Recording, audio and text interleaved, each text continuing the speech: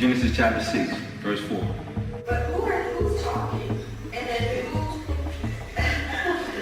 who are the daughters born unto? And then it said that sons of God saw the daughters of men, that they were fair, and they took them wives of all which they chose. And that's one group. And you had another group that came in. You had one group, you had two groups that came down. You had one group that came down and took the daughters, and then you had another group that came down and mixed with the daughters of men, right, and gave birth to what's referred to as Gibberim, or mighty men of renown, right? And they put the word renown there to trick you. The word renown is not there in the Hebrew. The word is Shem, for skies or sun, where they get the word Shemesh, right? Men of the skies, right, or gods in flesh. And it was two groups. And it's talking about a time period where the people or the mortals on the planet have fell to a point to where they needed a boost. You follow? It's talking about another period when the gods came down to mingle with mortals. You follow what I'm saying? And to give, because the women on the planet have fell to a certain point, right, or been reduced to mortal or mortality when they never were supposed to be reduced to that, being the original gods of the planet. Because women are the original deities of the planet. They were here before men. And that's why men still got to come through women. There's no woman that came through a man. There's no man that didn't get here, right, that didn't come through a womb. Women are the first gods of this planet. The original deities.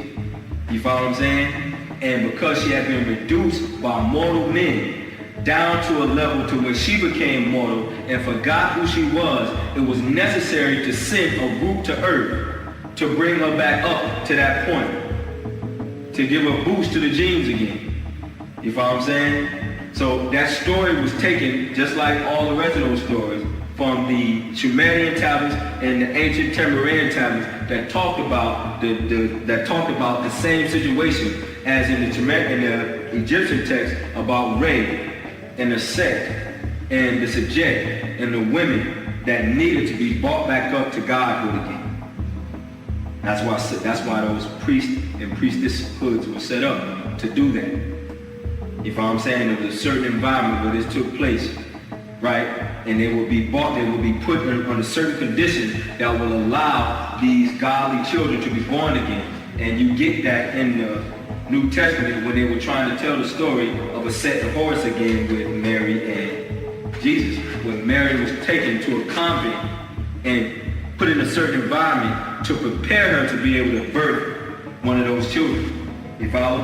And in that story, it wasn't Joseph that gave birth, that seeded the life for Yahshua, right? It was Jebrael. And that's why they say, if you go to the book of Luke, it says that the angel Gabriel came in unto her. Anywhere else in the Bible, when you see the word, when it says somebody came in unto somebody, it was sexual. But they try to disregard that in the New Testament when it says the angel of the Lord came in unto Mary and then she was pregnant. You follow what I'm saying? So she had to copulate, right, with an angelic being to produce that child. Not a man, not men. We originally were not men. We are not men. The word man comes from the Sanskrit word Manu for moon. All those words mean moon. Moon, man, Manu, all of those are the same words. You follow? We're not moon beings.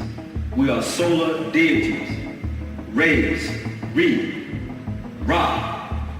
And we have been reduced to men. So it's going to take gods to raise her back up to the level to be who she's supposed to be, not men. Follow? So that story was talking about a time when the sea had to be raised again because the people on the planet have become mortals that used to be gods. You follow? And the men had to be raised up back to gods through what's referred to in biblical times as the Order of Zadok, the Zodakim priesthood. You follow? This priesthood in Jesus' time was referred to as the Essene order, or the ancient order of Melchizedek. It was a mystical brotherhood, right, where the select initiates would go, right, and be taught the necessary information that would give him back his godlike qualities. These were rituals and practices, and the order itself came out of the mystery schools of ancient Egypt. Freemasons, European Freemasons that is, took this concept and gave you the 3 degrees of Freemasonry. The Enter the Prince, Fellow Craft, and Master Mason. The Master Mason. You follow?